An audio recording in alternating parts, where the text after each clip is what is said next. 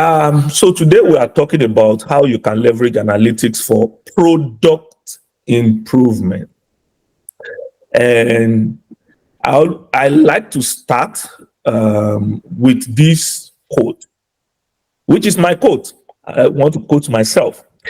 But this quote means, as far as the world of product and marketing and analytics is concerned, this quote means everything to me.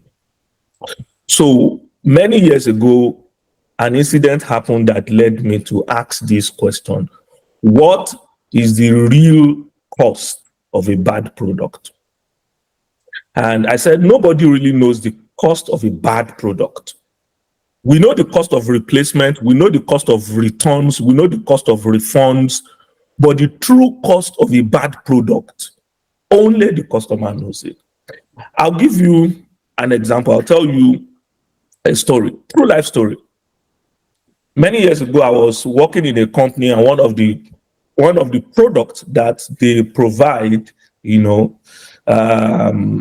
has to do with flight ticket. We had a customer who bought a flight ticket, and this customer bought this flight ticket, took it to the airport, and they refused her entry. It was a local flight just from Lagos to Abuja. She tried calling the customer service. The customer service told her she was good. They will resolve the case within 2 days and all of that. It became a messy situation very quickly. Eventually, the woman missed her flight. And 2 days later, we resolved the issue, and we saw that there were some product glitch. And because of the product glitch, there was no proper handshake between our internal system and the system of the airport. So we reached out to the woman, we apologized, and we were ready to do a full refund of the amount she paid for that flight ticket. But guess what? She refused. She said she doesn't need that money. It was a lot of money, and we're like, what kind of person doesn't want a refund for a bad product that was sold to her? All right. But as we began to investigate, we discovered that woman didn't just miss a flight. Apparently, this woman has been chasing a particular contract for about 5 years, 3 years, I can't remember precisely. And it's been a long road and a lot of paperwork and all of that. And she was going for a final phase of the documentation in Abuja. Contract was worth about 7 billion or something like that. Anyways, long story short, she said at the time she was at that airport, at that day when she was getting stranded, she will pay any amount, literally any amount to anybody just to earn a seat on that, plane or on any plane. Anything that can get her from Lagos to Abuja within that time frame, she will do anything. So the reason why she was not interested in our full refund, we were coming from the position of arrogance to say, okay, we are sorry. The usual customer care line, we are sorry, we apologize for any inconvenience that we might have experienced in light of this thing, as a compensation and blah, blah, blah, blah, blah. Please send us your account details because we are doing a full refund, and we feel cool about ourselves that we have served a customer, and but it didn't go well that way. Why? Because in reality, when your product does not meet a customer's need, what it does to them is you cannot quantify it. The loss that the customer made in the process, you cannot quantify it. And that's why I said nobody really knows the true cost of a bad product.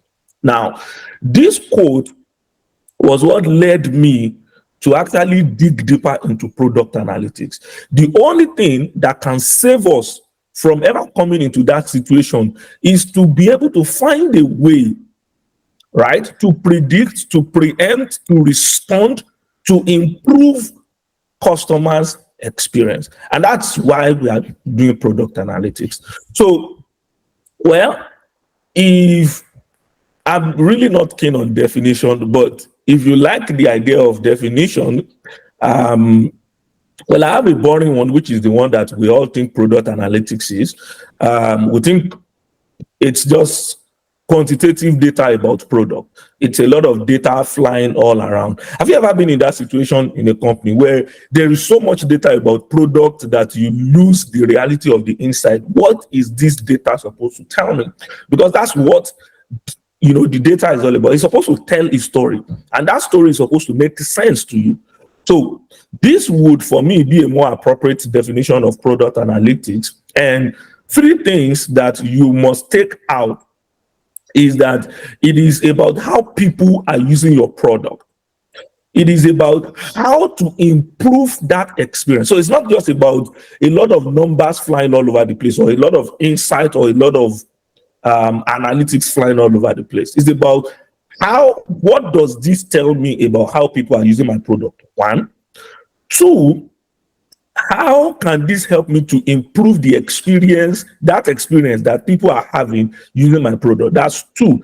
But number 3, which is very, very important, I always say to people in my growth marketing class and any other growth class I take, to say, if you cannot tie it all back to naira and kobo or dollar and cent, you're wasting your time, right? So the third thing is, what impact does that have on my business?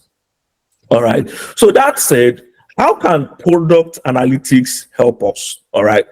And it is not limited to this, but in my experience over the years, currently I manage a portfolio on the agency side of about 12 clients, and they are mostly from different industries, And when I tell you that I've seen things when it comes to just looking at analytics of product, trust me, I've seen things, right? But 4 key things that I believe it can do more, but I believe it must do these 4 things. Number 1, help you find the bottlenecks in your product. That's the first thing analytics should do. It will help you find the bottlenecks in your product. All right. And by bottlenecks, I mean what stage in your product or what feature in your product is not allowing people to take the next action that they should be taking, which is the profitable action. All right. Or what action or what step or what feature within your product is obstructing people from taking that is not profitable, is stopping people from taking a step that is profitable. That's bottleneck. All right. Number 2 is that it helps you to understand, of course, how people are using the product. All right. Where are they clicking? Where are they tapping? What do I want them to do versus what are they actually doing? And how can I make them do what they are supposed to do? Or should I pivot away? Could it be that what I actually want people to do is not what their natural instinct tells them to do? So how do I pivot to what they ordinarily want to do so that they can eventually come to that point where I earn revenue from them?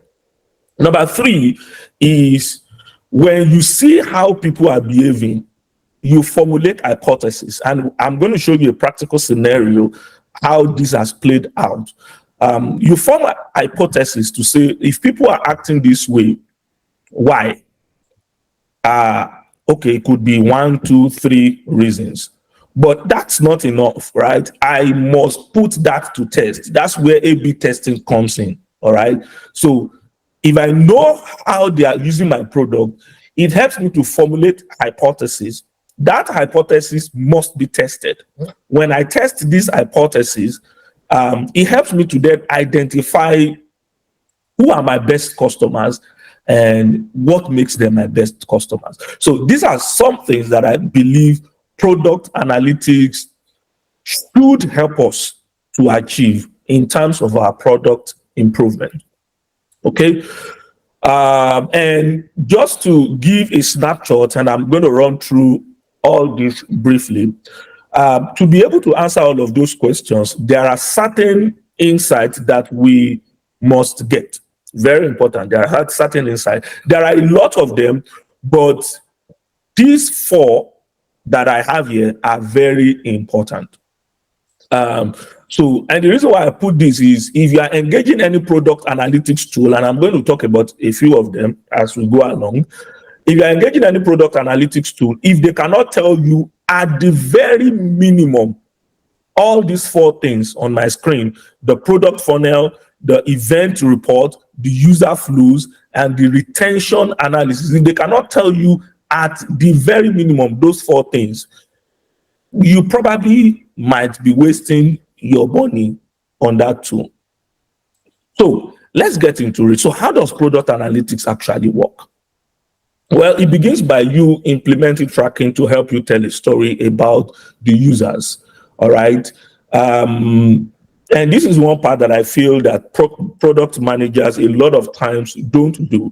We don't build product with measurement at the back of our mind from the beginning. All right. We strive very hard to launch the product. We are so keen on launching the product, and it is after we've launched the product that we now want to say, okay, how is the product doing? No, we must, before we even build the product, we must ask those questions. How will I know that this product is successful? What will I measure? What will success look like? And how will I be able to measure it? It must be clear before the product even goes into build. And in the process of the building, you must put in place infrastructure that make that measurement possible. All right. So how I think about this is, imagine I'm having a party, okay? And if I'm having a party, my party will probably look something like this. All right. My guest, a friend, Shahrukh. Again, I'm hoping that there is nobody who is Shahrukh on the call. I try as much as possible to pick a name that nobody will most likely bear. All right. But in case you are Shahrukh, I don't mean you, but yeah. So he's a typical guy. He arrived at my party at 9 p.m. wearing his great blue shirt and showed up with two friends that I did not invite. I invited only him, brought two friends. When he came, he refused to join us in taking beer or stout. He took Coke and ate some Doritos chips. Play charade, not Mortal Kombat, played charade for a few minutes, 30 minutes, left somewhere around 12 midnight and said, well, this has been fun. Now, if I'm to tell that story to someone who was not at the party, I could easily say, well, I had a party last night. Some guests came, they had drinks, snacks, played game, and they left. That would be a story about what happened. But not a lot of details. But I could tell the same story this way, all right? And I could start zooming in on the specific to say, oh, one of my friends, Shahrukh, was even part of the party. He came, he brought some extra two people that I don't know who they are and all of that. On a good day, you probably won't communicate this much details, which brings me to another point, that when it comes to tracking or when it comes to product analytics, you can't afford to be too vague and you can't afford to be too specific, right? I was writing an article sometimes ago, which I didn't publish, by the way. I think this is an inspiration for me to go and publish it. And it was how much is too much when you are collecting data, all right? You don't need to be too specific. Be granular, but don't be too specific. Otherwise, you get into information overload, where you then get choked by information. There is under information where you don't have so much information to make decisions, but there is also information overload where you are drowning in data that does not translate. It's hard for you to make sense of it. right?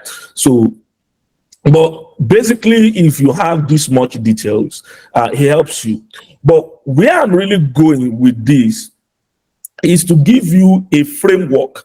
And this framework is the framework upon which all analytics tools in the world are built upon. So in telling this story, there are two components, as you can see. So the first component is we see the guest, and then we see what they did. All right. So the guest and what they did. Okay.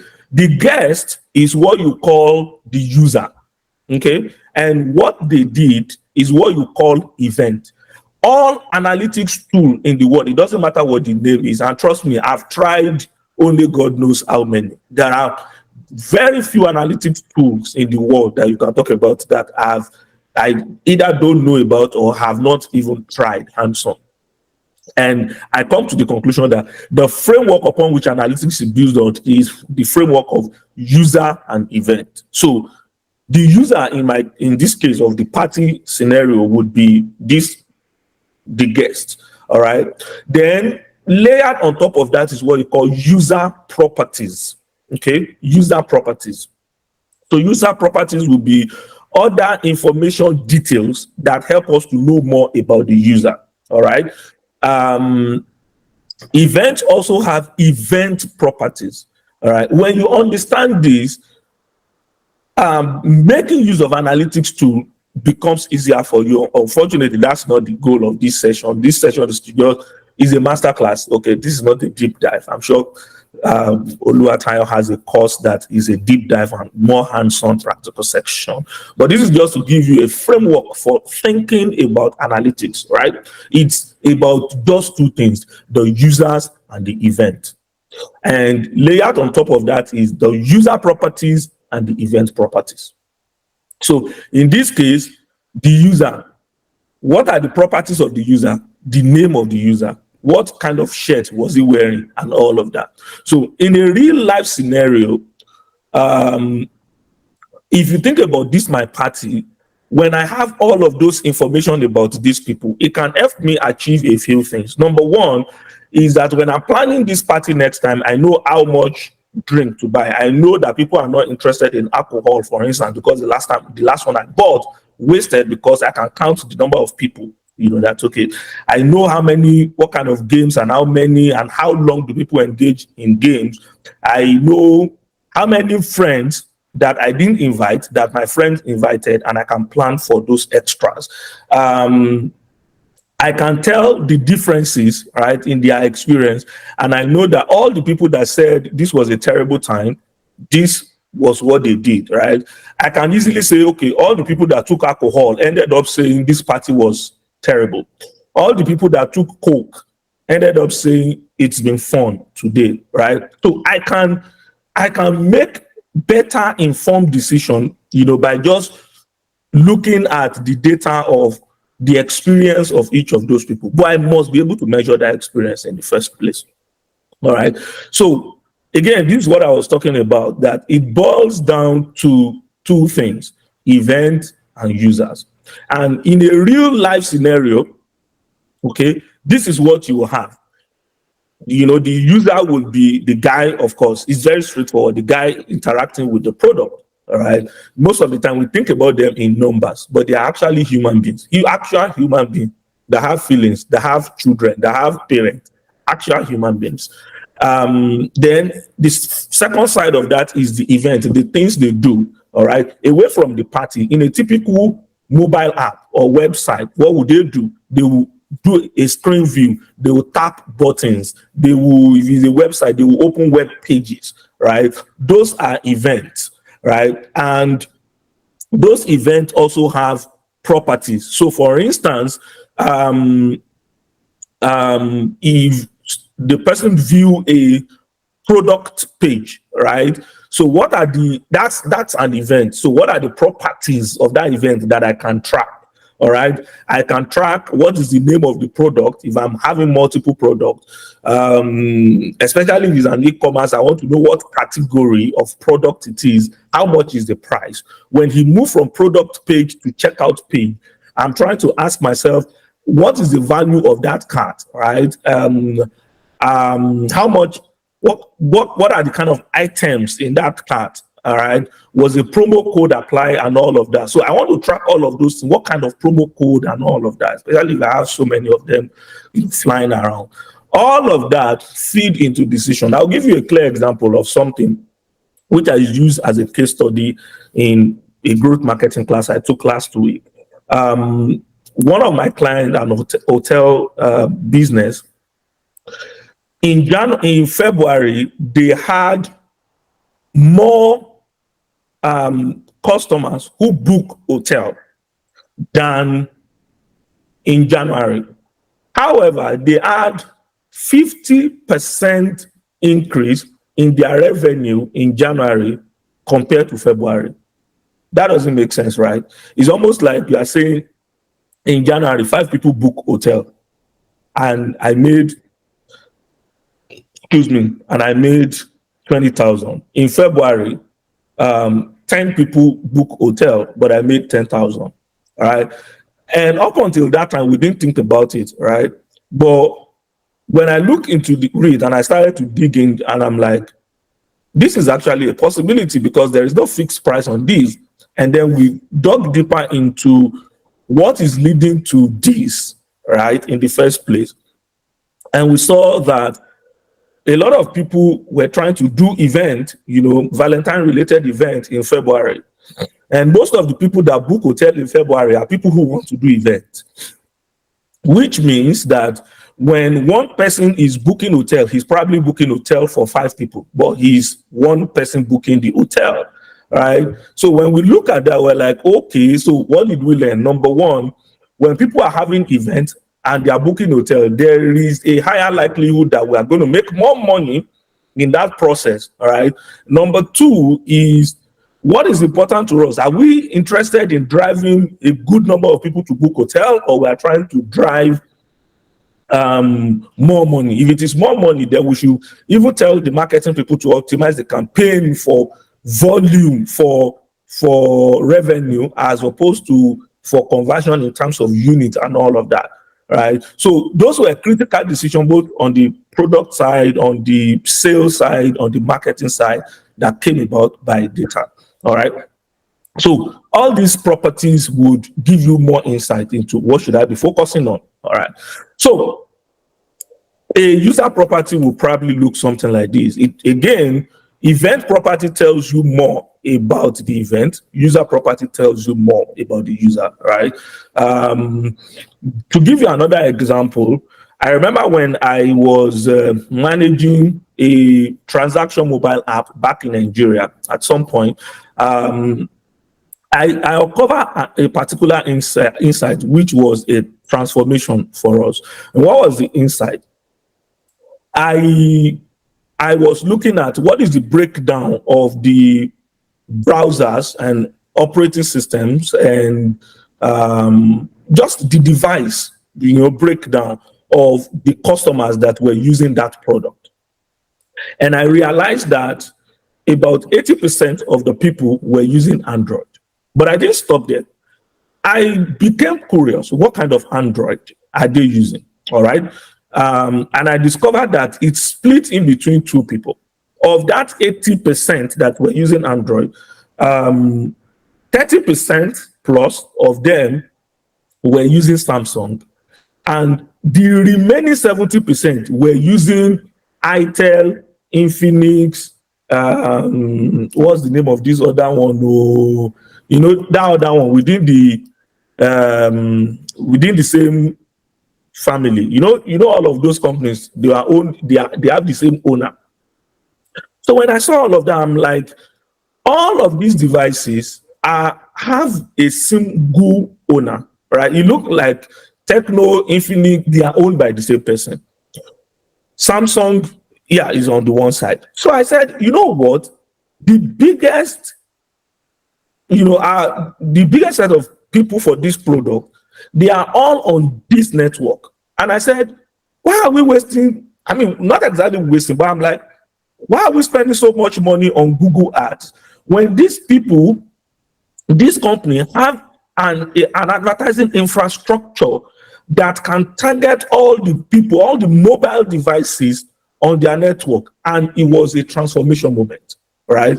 Because we were like, let's get them into a meeting and see what the package they have to offer. All right. At some point, we were like, how about we even strike a partnership deal with them to say every phone that they have, we want to pre-install our app on that phone, because we've seen from inside that the majority of the people that are our customer have some sort of affinity to that product. That is what product marketing does for you. Okay.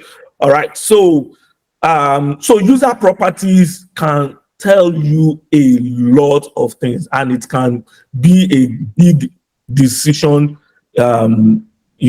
point for you. Anyway, so with all this said, how can it help us to build a better product, which is where we are going? So I'll take an instance of an e-commerce firm. Unfortunately, I can't tell you the name or show you their branding, but I can always show you the numbers and just walk you through the process, because I want this to be as practical as possible.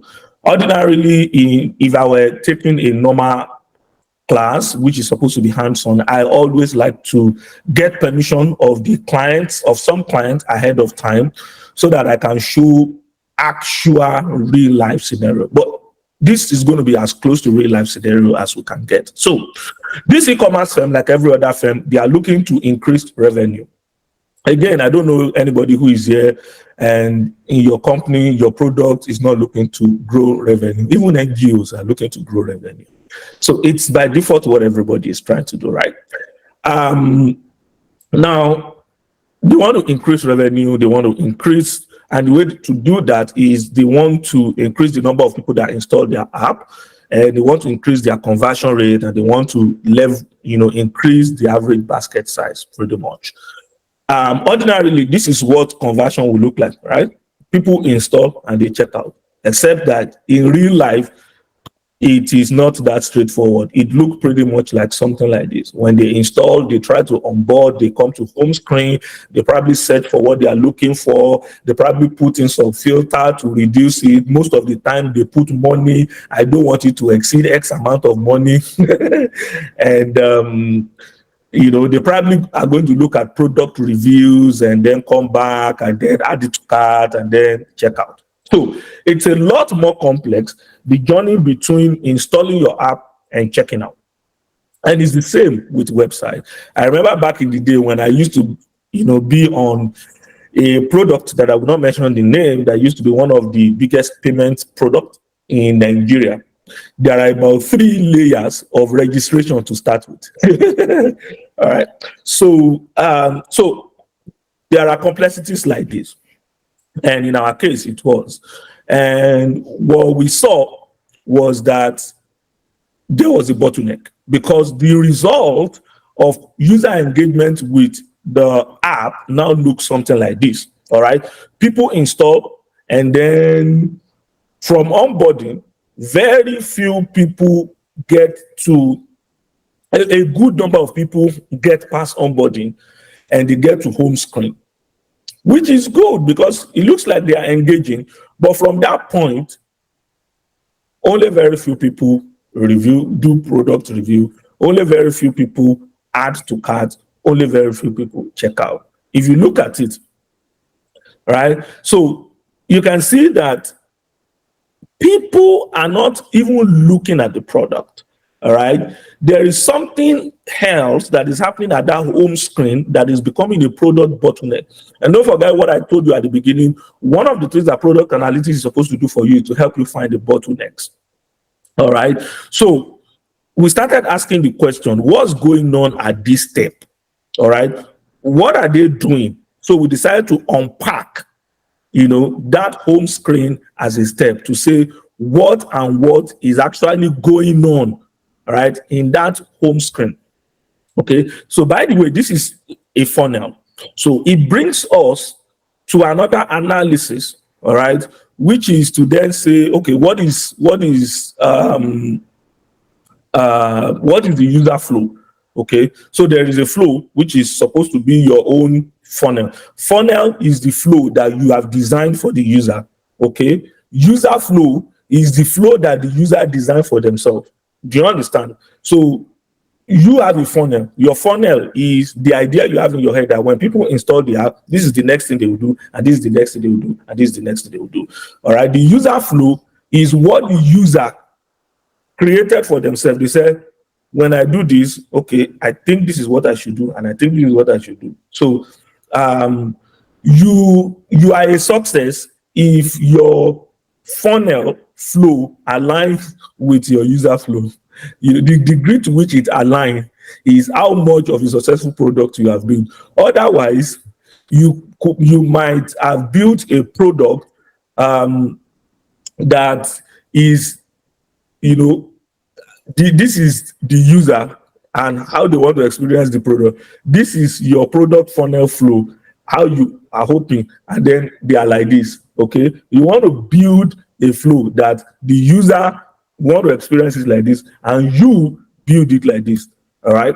So unpacking this, one of the things we discovered was that after that step, after that home screen, 20% of the people will be using the search screen at the top and search for what they are looking for. 30% would actually go to the hamburger button at the top right to click and look for category. But guess what? 50% of the people just leave. Right? Like half of the people that get to that point just walk away without even looking at the product to start with. So we knew from that moment that there is a problem. So how did we solve this problem? Okay, we decided to postulate some hypotheses. Okay, we've seen that if we can get people to view the product, then they move through the remaining part of the journey and check out. The problem is they don't go past home screen into viewing the product. So the hypothesis is if the product is right before them, okay, especially the popular product, then they can almost immediately click on it and they can walk through the journey. So that's the first hypothesis. The second hypothesis is if there is a disconnect between the experience we want to create versus how these people want to also experience the product, then there might be issues. So we're like, okay, so why don't we create an onboarding flow? Excuse me. Why don't we create an onboarding flow that will help us do some sort of sync, so to speak, or help them to understand how they should flow within that product. So those are the two things. But now that we have an hypothesis, how can we be sure that what we think will change the game will actually change the game? And that's why the next thing I talked about at the beginning, experimenting, A/B testing, comes to place. Okay, so we split our audience, and a lot of product analytics to have these features, and they can help you do this. I miss Google Optimize, by the way, which is like the only free tool available to us that can help us achieve this. These days, you have to pay through your nose for every product analytics tool, but it's worth it. Anyway, that's a side comment. All right, so we broke them down, and perhaps the only reason why I made that side comment was because the web version of this was done with Google Optimize. So I miss Google Optimize as an A/B testing tool. But Mixpanel and all of that still have it. All right. So we ran an experiment splitting the users into 50% each on both sides, right? The blue cycle is the original guy, our day one guys, right? The people who are going to experience the original, front end view. And the view two were people who are going to experience the new experience. All right. The new experience was that we changed the home screen and put most of the popular product to be the first things that you're going to see and all of that. And then we put some question mark and some arrows and flow to help people navigate their journey. And here is what we saw as a result. All right. If you look at it, remember the green guys are the new guys. Okay. The green guys are the new guys. So if you look at it, the experience of the older guys, of the guys with the older product, remain consistent. However, and it wasn't so dramatic, but it was great. The kind of change we saw, it was big. We doubled our conversion in the process. So 50% of people now viewed the product from the onboarding screen. And guess what? That translated into more people adding to cart and into more people checking out. And of course, into more money. All right. So when you look at this, you can see how we applied product analytics for this product improvement. So what did we do? Number one, we were able to find the bottleneck, okay, where the users are dropping off in the funnel. Number two, how they are behaving at that point when they drop off. At that point, when they don't proceed at that point, what do? They definitely did something else, right? It's just that is not, and that's the point of the contradiction between my funnel and the user flow, all right? How the user, so the next thing I ask myself is, okay, so if they didn't do what I want them to do, what did they do? All right, that's what user flow is supposed to tell me. The funnel tells me everything is going right or everything is not going right. The funnel is what I've designed to know how things are going according to my plan. The user flow tells me things are not going to my plan, but what's the plan? How did the user change things, right? So that's the second thing. The third thing is that we formulated an hypothesis and put it to test, all right, to be sure that what we think is the problem is the problem. A lot of time, you know, what used to cause plenty argument, I remember back then. By the way, my background is marketing. Did I say my background? I'm still marketing person, by the way. I'm just very, very obsessed with attributions and analytics, all right? I remember there was a time when I left marketing department, and for almost 3 months, I was sitting in product department. I was sitting directly opposite the product managers like this because I want to be, and I was throwing up those insights so that it's going into their backlogs and they can engage with their engineer. And I look at how the conversation between product guys and engineer used to go. Like, we should do this. And they're like, why should we do that? All right. And that's where I have to come to rescue. Okay, someone is asking a question. Okay, the percentage is of what as per 80% of you user who downloaded the of people who downloaded the app. All right. So I had to literally say, okay, you know what? These are the numbers. And based on this, we should do this. But the question is, even after we do this, what is the guarantee that this thing will work eventually? That guarantee is where your A/B testing comes into play. All right. I hope we don't have any question. It might help me if I run through everything and we take the questions at the end, though. But if you have urgent things that you need clarity about, I'm happy to take them. All right. So, what else did we do? Or which I say, you know,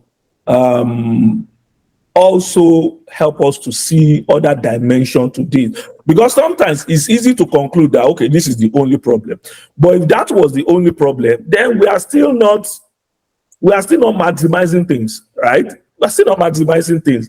This doesn't look like the only problem, but at least we know that this was a big problem in the product flow. The other thing about product analytics is that as product people, we must be willing. Yes, we implemented it on the app. We actually created 2 variants. And if you are interested in how that can be done, you can do it with Mixpanel. You can do it with actually literally a lot of tools can help you do that these days. You can do it with Heap, I believe, too. There is Netcore, which is very much available in Nigeria. I've not used Netcore in a very long time, but I believe Netcore is a fantastic tool. It's more all-encompassing. Why am I giving Netcore free advert? Anyways, but those are tools that would help you to do that. And again, depending on what it is you are trying to do, if it's tilting more towards the marketing side, which is the point I was trying to make, to say as product people, we must also be interested in analytics beyond the product environment. And we must look at analytics into the product environment, because it will help us make sense of what is happening within the product environment. Sometimes the problem that you are seeing with the experience of people inside your product is not even primarily because your product has a problem. I've seen it happen before, that people who are Android user using the product are likely to experience the product in some way, as opposed to people who come from iPhone devices. It is not so much of the device, it is actually the orientation. When you use a particular device over a period, there is a way you expect things to work. When you come into a different environment altogether, all right, you will still want things to work that way. So, which is why I said there are other things, and that brings us to, what we also did to say, how about we also check, in fact, there were 2 things that we checked to say event frequency, comparing the people who converted and the people who didn't convert. We wanted to look at their traits.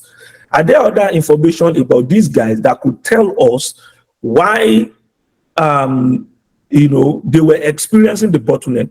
And the reason why we did that was to say, even though that bottleneck was there when we started out, some people made it past that stage.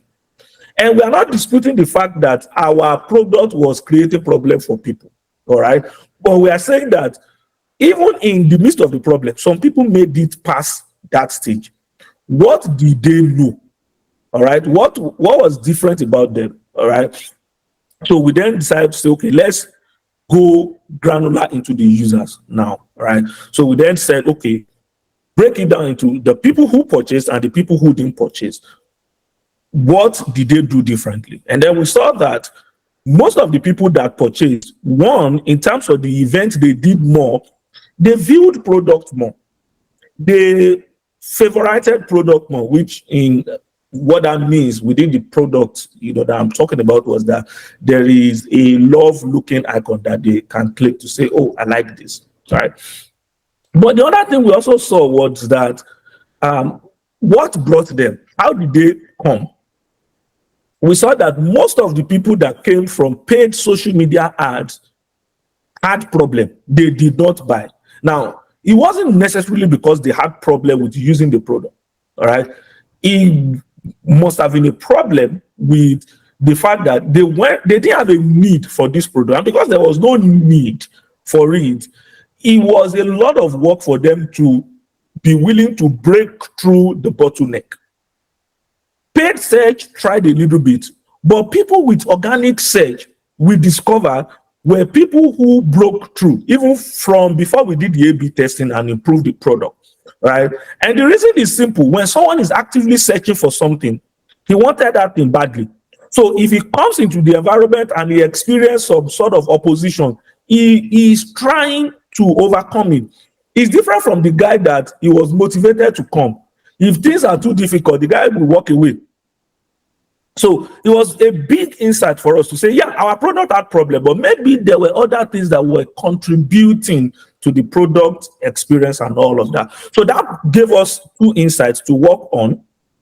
All right, led us, the first one was part of the things that strengthened our position about that A/B testing that I talked about earlier on, which was to say, okay, let's display the product at a more visible position and all of that.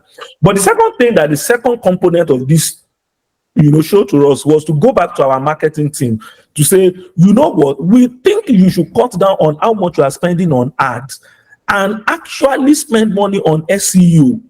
Because if people find us organically, they are more likely to convert than people who are motivated to come into the environment.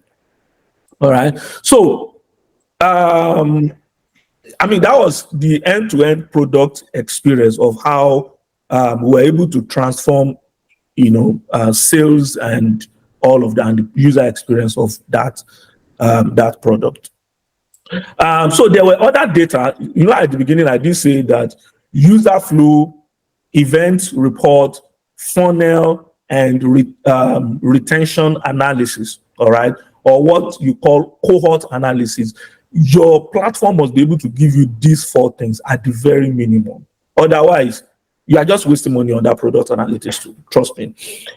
User flow, because of time, very quickly, I already talked about this. Funnel is how your design of how the users should engage with the product. User flow is the user's invention of how they want to engage with the product. You must be able to look at the two to be able to come to a conclusion on what you want to do with your product. This is how I want them to experience it. This is how their experience is. Where is the intersection? What do I need to fix? So these two are very important. I would have loved to, anyway, maybe at the end of the class, I'll probably show you a typical, it's interesting because most of this, you can even see them in analytics. There are pre-made reporting template that give you some of this experience. I could probably show you one or two by the end of this class, maybe. The other one is retention analysis. Retention analysis, my first experience with retention analysis was some years ago when we're running a lot of campaign and we were acquiring a lot of customers, and it was great because we had a target to acquire a lot of customers, and it was beautiful. But I did a cohort analysis or retention analysis. It's the same, by the way. To then say, and what retention analysis tells you is how many percentage of people who did X action over a period of time did Y action. For example, or an example of the one I did was to say, how many of the customers who became customers 6 months down the line came back at least once to buy anything from me? And you don't want to see the result. The result was scary. It was in that moment we realized that when you compare the cohort analysis of our new acquisition and the cohort analysis of our older customers are still our customer, and these people that we have acquired, they are not going to lead us anywhere. All right. So those are some of the things that retention analysis will do for you. Retention analysis tells you the people that are coming to use this product, are they coming back? How much are they coming back? And trust me, a lot of times, except if you are B2B, a lot of times if you are a consumer-facing product, your money comes from getting people to do repeat buying. And if you are not able to do that, then that's a big problem. So it's not just enough to acquire a customer. You have to be able to know for sure that these people are going to keep coming back over and over and over. That's what retention analysis does for you. Anyways, so just as I round up today, What are some popular tools? There is Mixpanel, there is Amplitude, there is Google Analytics. And most of these are free to start. They are event-based, they are granular, in their approach. They have messaging built into them, some of them. And why I'm mentioning all of this is that you want to be asking yourself, okay, what do I want to do? What do I want to measure? And what tool will help me to achieve that? The two other tools that I didn't mention here, and the reason is simple. I wanted to take out analytics at some point, because I'm a bit conflicted whether to say they are in between three different workspace. They are UX and they are product and they are marketing. So I wasn't exactly sure. And what are those tools? Number one, excuse me, heat map tools. Okay, heat map tools can be very useful for product people. I think they are primarily for UX people, for designers, product designers, and also for marketing people. But I believe they are very useful for product people. So that's why I said I'm a bit conflicted, and that's why I didn't put it. So heat map tool, an example of heat map tool will be Hotjar. Hotjar is great. I prefer Microsoft's Clarity, by the way. Not because it's better, but because it's free and it gives me more information as a free tool than Hotjar is giving me, except I'm paying at a particular tier. So that's my beef with Hotjar. No, not like their product is having any issue. That's just my beef with them. But I think you should install Hotjar on your product. For two things, it tells you the heat map of where people are clicking, and you want to know, is that where I really want people to click? One example I wanted to show you, but again, I'm just careful about clients. This thing was a client we were promoting free trial for 7 days. And there is another button on that same page that says membership fees. Guess what? People left the free trial and they were clicking membership fee. And we're like, wait, what's going on here? What kind of person see something free and is insisting on wanting to pay? And the more I interrogate that, and I was telling people in my office that, look at what I'm saying, and people are like, that might not be wrong. I said, why? And they were like, well, people in this environment believe that after the freebie, is a lot of commitment, right? They said, after the freebie, how much exactly am I going to be paying? That the free trial will help them to try it out and be sure you are the right fit. But if the money I'm going to be paying after the free trial is a lot of money, we shouldn't be wasting each other's time in the first place. So that's why the first thing people want to go after is, how much exactly will I be paying after this? And not, this is the free trial, check it out. That blew my mind. And, coming from my African background, I'm like, take the one that is free first, and then we can talk about the pricing later. So it was just a different orientation and just looking at that data. So it's what Heatmap can do for you. The other one is a MarTech tool. Again, the reason why I didn't put it, an example of a MarTech tool would be Auto, which used to be Autopilot, Netcore Cloud. I use Netcore Cloud a lot. I believe a lot of banks in Nigeria are using it. Netcore is the combination of Google Analytics, Google Firebase, MailChimp, or any of your email client services, and then what else? Just think of combining all of those two into one place. That's what Netcore is a martech tool. Again, it is primarily a marketing tool. In fact, from the name, it's a marketing technology, but it can be very, very useful and handy for product people as well. Again, those are the reasons why I didn't put them on the list, by the way. Just to mention that those are available to you in addition to this product analytics tool that I already mentioned. So how do you implement, which is also the final thing I want to talk about? Number one, you need to define your business goals, right? I always say to people, my biggest problem, back in the day is always the product people will build product. When they finish building the product and they want to launch it, they will come and say, we are launching this product in 2 weeks. So we want to be able to track whether the product is doing well. And I'm like, where do I even begin? All right. So what defining business goals does is that it helps us to,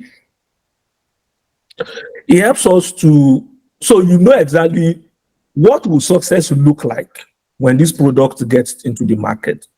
What are the things I want to track? I want to be able to see how many people came, where they came from, what they bought, what they click, you need to define all of that. Unfortunately, my other laptop Apple is messing up with me. They locked me out of my laptop. So I wanted to be able to show you what my tracking planning sheet look like. I have an Excel sheet. So what it basically, the columns I basically have there are, I want to track this. Okay, so for instance, I want to track the user. What are the information I want to collect about the user? I call them variables, right?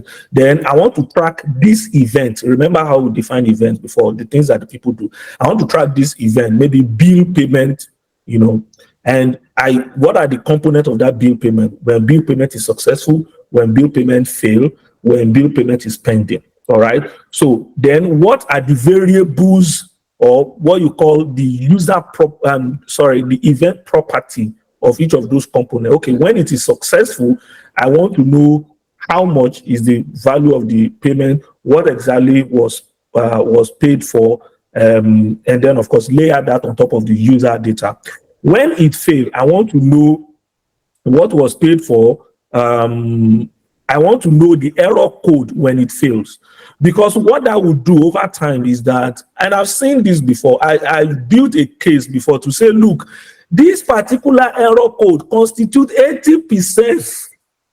I'm sure Oluwataya is laughing wherever she is now. She knows the product I'm talking about.